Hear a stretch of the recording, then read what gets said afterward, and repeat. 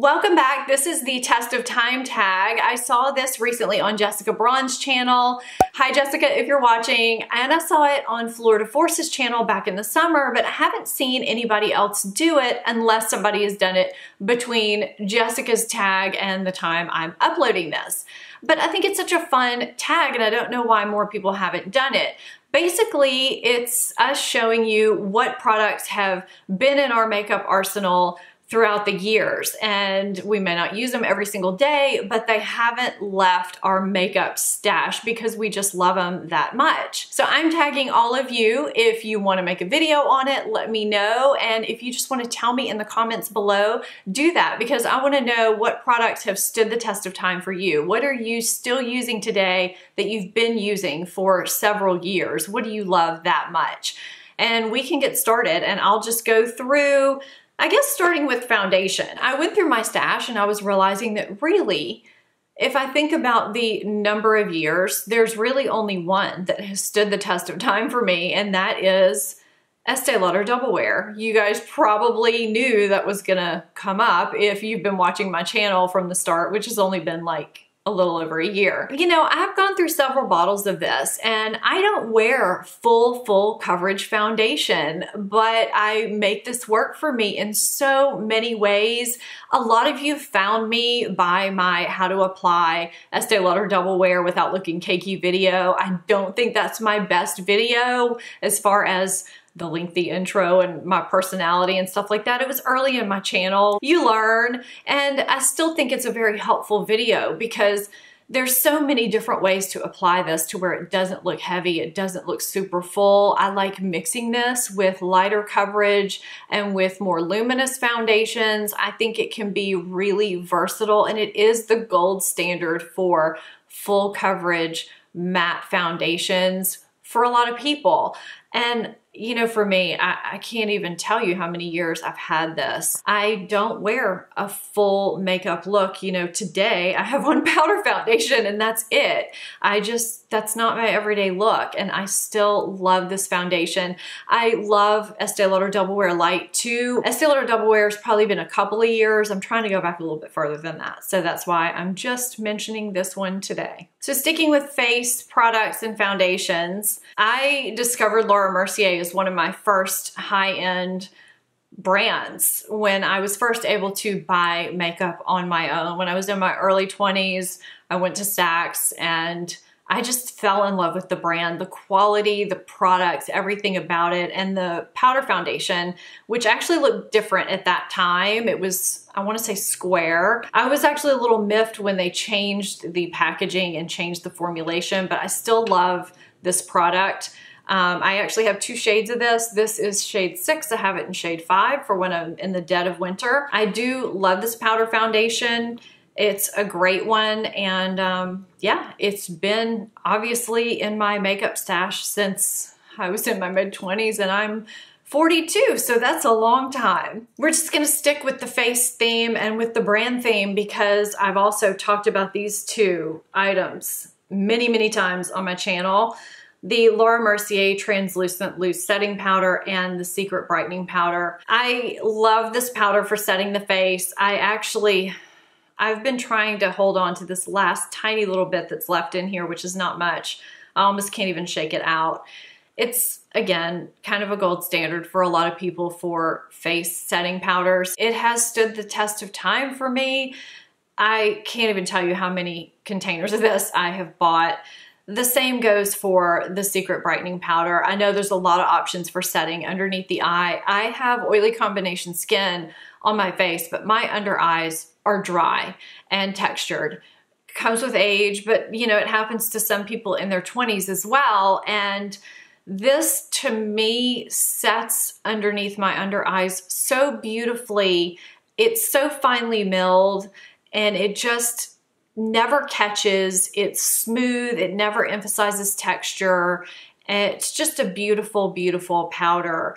And you know, they say there's a couple of dupes out there. I've tried them. They just don't work as well for me. So I've always stuck with this. Now I do set with other things, but this always remains in my makeup bin because I feel like this is the gold standard for me. Like I said, I do use others, but this stays because it's just a beautiful powder. Before I discovered so many other concealers, Amazing Cosmetics Amazing Concealer was my concealer of choice, both for my under eyes and for my face. I have light golden for under my eyes and medium golden is what I use on my face. I mean, I've since discovered so many other fabulous concealers, but if you want a good creamy concealer that lasts on your face, it's a thicker consistency, but it works. I always liked this better than the It Bye Bye Under Eye. I always found that a little too thick and hard to work with, a little cakey looking. This one is really great. If you're someone that finds Tarte Shape Tape to be a little bit drying, this would be a great alternative to look at.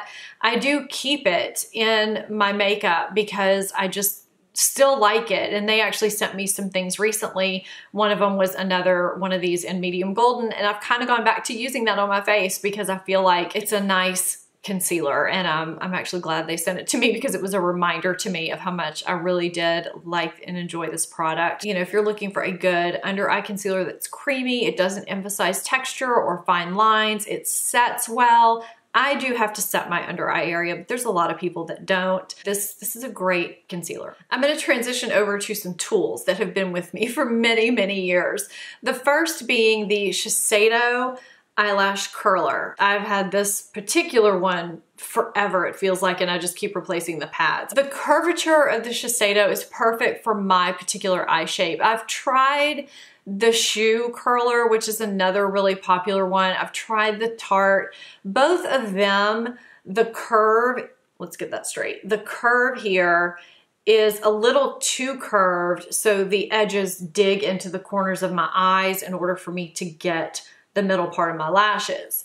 This one is great for my eye shape. I don't have big eyes. They're kind of small. So it's just the perfect size. It allows me to get the edges, the middle, every bit of my lashes in a perfect way. I love it. It's the perfect curler for me. If you have tried some others and they dig into your eyes, it could be that you just haven't found the right curler for your particular eye shape, and just keep trying. This might be one that you want to look at. Another tool that I will never be without is the Tweezerman tweezers. Tweezerman, I don't know what you call them. They're not inexpensive tweezers. I do realize that, but they work better than any other pair I've ever had. So if you've ever used another brand and you've switched to Tweezerman, however you pronounce it, you know what I'm talking about. You think you have good tweezers, and then you use these and you realize how great they really are. But I love that they do have a lifetime guarantee because they really stand by that, but you do need another pair when you're sending them off. So I do keep 2 in rotation. Well, I lost these 2. I don't know what happened. I traveled or something. I couldn't find them. So then I bought another pair, and now I have 3. So I keep one at my makeup table, one in the bathroom, and the other one just kind of stays in a travel bag. So I have 3. I don't care. I don't regret it. I always know where a pair is. If I ever need to send one off to be sharpened, I'm covered. And I can't tell you the last time I ever had to send one off to be sharpened. It's been years. They stay sharp for a really long time. I feel like I'm a broken record with this next product because I have talked about it a lot on my channel. It's not under the radar for me. But when you've used a product consistently for double-digit years, you tend to feel a little bit passionate about it. And it's Cargo Tonga Blush. And yes, I have mentioned it many times on my channel. People talk about Tarte Exposed. This to me is so much better than Tarte Exposed if you have light or light medium skin like I do. It just, God, it really doesn't look like much in the pan, but on the skin, it's gorgeous. It just gives you such a nice, natural, flushed look. I do have a video that I did really early in my channel comparing Cargo Tonga and Tarte Exposed, and I love Tarte Exposed. It just brightens up your whole face in such a subtle, understated way, but it's beautiful. You can literally wear this with any look you want. And some of you have told me after you've gone to buy it based on my videos that it does look like nothing in the pan, but when you put it on the face, it really does do something, and you just don't expect it, but it does. It's not what I have on today. I'm just trying to hold it up because I felt like the light was washing it out a little bit. It's really, really pretty. So this has been in my life for probably maybe 15 years, and I'm gonna keep purchasing it as long as they make it. I said earlier that Laura Mercier was among one of the first brands that I discovered when I could first buy high-end makeup on my own. Another brand that I discovered first on my own was Stila. And one of my first favorite shadows ever was Kitten. I do still reach for it. It's such a great eye brightener shade, and I do have it in one of their palettes still, and you know, the quality is really good. I just did a one finger swipe with that right there. It's a beautiful shade if you want a light champagne shade for your lid or for your whole eye, if you're young enough to have it on your whole eye. I just think that this shade has been in my life for a reason. It just seems like anytime I run out of it, I do end up getting a backup or another shade. Speaking of brands that I first discovered when I was buying makeup on my own, it was really Laura Mercier, Stila, and MAC. And, you know, I used to have MAC in their single containers, but now I have them in my great Tarte palette that I love. I have some Stila shadows in here. They're kind of older, but I still use them because they're fine. But I have my MAC shadows in here. I'm not going to go into all the colors. I have those in another video. I'll try and link that too. I still use MAC shadows. People don't really talk about them the way that they used to. They've been in my life for a really long time because they have some great colors and some great quality, and there's a reason why people still do use them. If you need single shadows to line with, they make great deep shades. They make wonderful transition shades, shades for the lid, basically any shade that you need, MAC is gonna have. So they're just a wonderful brand for shadows, and there's a reason why I've kept them in my life all this time. Speaking of MAC, a lot of my old school colors, even though I still have them, are discontinued, but the MAC lip liner that I have used the longest and still love is Subculture. And for me, this is an underrated lip liner. It's my everyday go-to nude lip liner that I measure all other nude lip liners by. It is the perfect lips pink brown. This is actually very, very close to my natural lip color. I pretty much use this under almost every single non-deep lip shade because it just gives my lips more definition. I fill in with it lightly because it helps my lipstick last a little bit longer. It doesn't change the shade of the lip color that I'm putting on top of it. I do wish that it was a little bit creamier, but because the color is so perfect, I do keep going back to it. I don't even know how many of these I've had in my life, but apparently I'll keep buying it because I spent probably the first 7 or 8 months of my channel trying to get dupes for this. I've come close, but I have not gotten a perfect dupe yet. So I ended up repurchasing this maybe about 4 months ago, and you know, I don't regret it. I still love it. My last product is a lip product, and it is from Laura Mercier. I've talked before about my love for a couple of her other colors that they've discontinued. I just love her colors. I still don't understand why she's discontinued some of her more popular older colors, but that's another story for another day. So this one is in her stick gloss form, and it's called Courtesan. Every time I've ever worn this in a video, I have had multiple people comment on my beautiful lip color. I like this product in general, the stick gloss, because it's moisturizing, yet it gives nice color and it's not too sheer. So it's not like you're putting a balm on.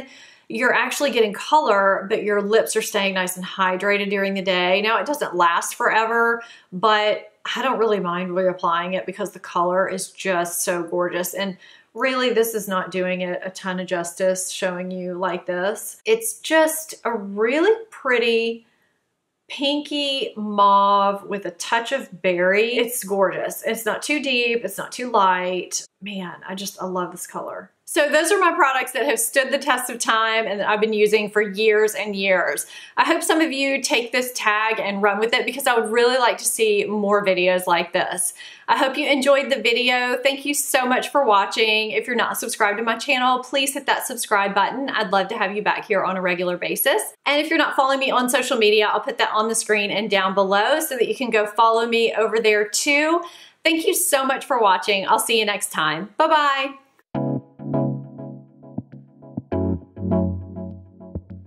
Thank you.